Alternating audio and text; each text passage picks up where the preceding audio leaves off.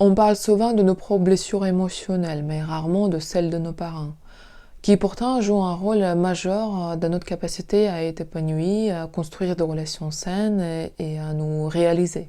Je suis Eve Fediaeva, psychopraticienne et chercheuse en neurosciences psychiatriques. Et dans cette vidéo, je vais essayer de répondre à la question comment des émotions non digérées de nos parents peuvent encore aujourd'hui nous façonner et comment nos propres blessures émotionnelles influencent nos enfants, même inconsciemment. Imaginez un enfant qui ne veut que jouer et rire, mais qui se retrouve face à un parent accablé par la tristesse, la fatigue ou la solitude. En fait, nos parents ont traversé toutes sortes de douleurs émotionnelles pendant notre enfance. La perte d'un proche, des difficultés financières, des humiliations ou des injustices, une maladie ou un sentiment d'isolement. La tristesse, tout comme la joie, fait naturellement partie de la vie.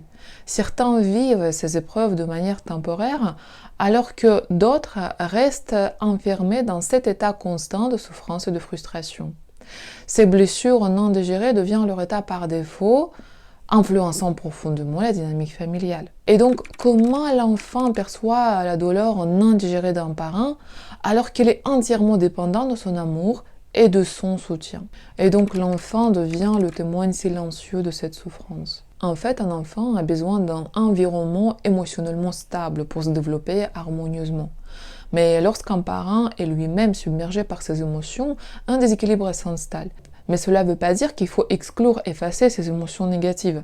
Comme je l'ai déjà dit, les émotions négatives, comme les émotions positives, sont naturelles. Mais il est important d'apprendre à les exprimer de manière constructive et non violente. Si le parent ne communique pas clairement ses émotions, l'enfant commence souvent à croire qu'il est responsable de cette douleur.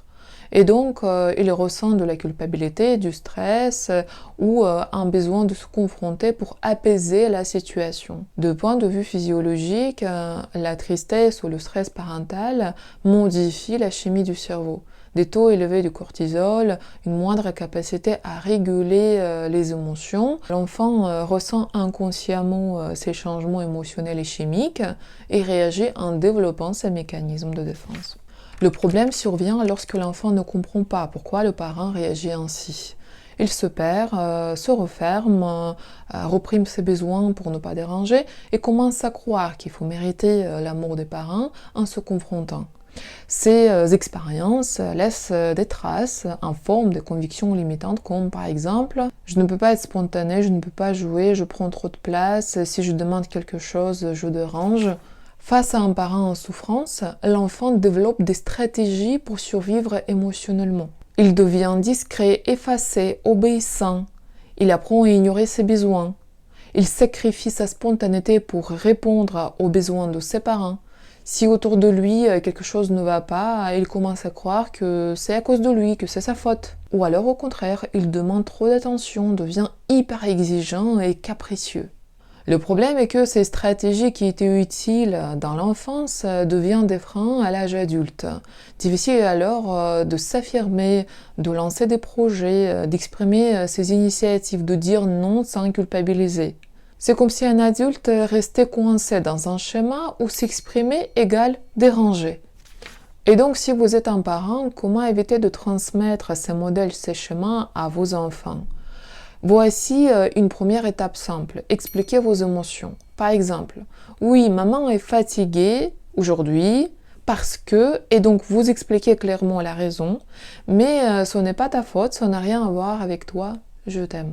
En partageant vos émotions, vous libérez votre enfant d'un fardeau invisible. Vous lui montrez que vos états d'âme ne sont pas de sa responsabilité et qu'il peut continuer à jouer, à explorer, à être simplement lui-même. Si vous vous reconnaissez dans ces schémas, dans ces descriptions, sachez que rien n'est figé. En travaillant sur vos émotions, vous améliorez non seulement votre mieux-être, mais aussi l'environnement de votre future génération. N'hésitez pas à partager vos pensées dans des commentaires et abonnez-vous pour d'autres vidéos sur le cheminement personnel et familial.